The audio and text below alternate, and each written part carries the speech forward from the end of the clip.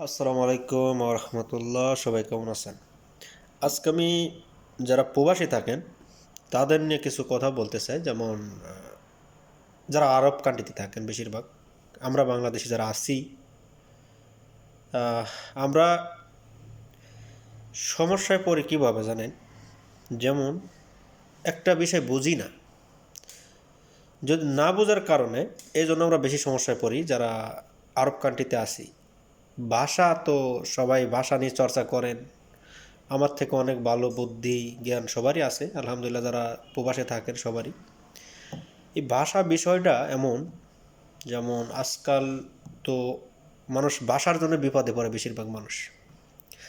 তার কারণ দেখেন, একটা মানুষ যখন আপনাকে জিজ্ঞাসা করবে যে এই দেশে মনে করেন, কী দিয়ে উদাহরণটা দিই, মনে করেন এই পানির বোতলটা আমার হাতে আছে, এটা পানির বোতল। এখন এই পানির বোতলটা আপনাকে কোনো আরব কান্ট্রির লোক জিজ্ঞাসা করলো আসলে এটার নাম কি বাংলায়। তো আমরা তো পানির বোতলই বলি, কিন্তু আমাদের কিছু কিছু বাংলাদেশি আছে যারা প্রবাসে থাকে, হয়তো তারা বোঝেন না, না বুঝে একটা উত্তর দেন এটা বাংলায় গালি। তারারে বোঝান যে এটা গালি, আপনি হয়তো বা জানেন না। তারা আবার এই জিনিসটা, এই বোতলটায় আরেকজনের কাছে নিয়ে যা জিজ্ঞাসা করবে যেটা বাংলায় কি বলে।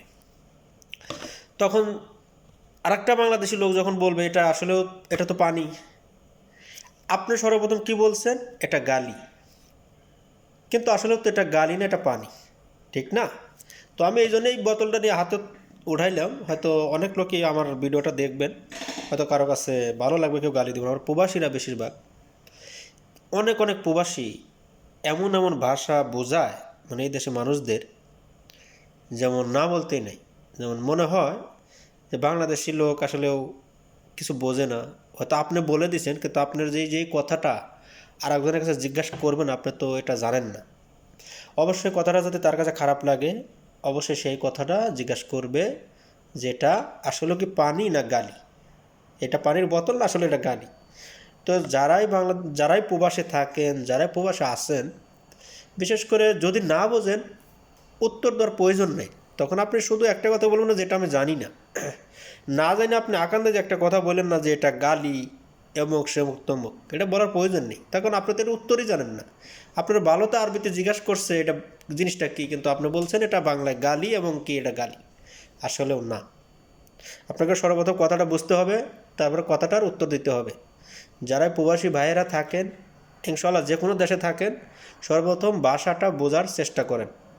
না বুঝে কোনো ভাষার উত্তর দিয়েন না, নিজেও বিপদে পড়েন না, আর আমরা বাংলাদেশিদেরও বিপদে ফেলাইয়েন না। তার কারণ ভাষার মুখোমুখি সবাইকে হইতে হয়। এই জন্য আপনি হয়তো বা গালিটা বলে বাইসে গেছেন, কিন্তু আপনার সে আপনার কাছে শুনে আসে আরেকজনে জিজ্ঞাসা করবে আসলে এটা কি গালি না পানি। তো যাই হোক, সবাই প্রবাসী যারা আছেন সবাই ভালো থাকবেন, এই জন্য কথাগুলো বললাম, বলা দরকার।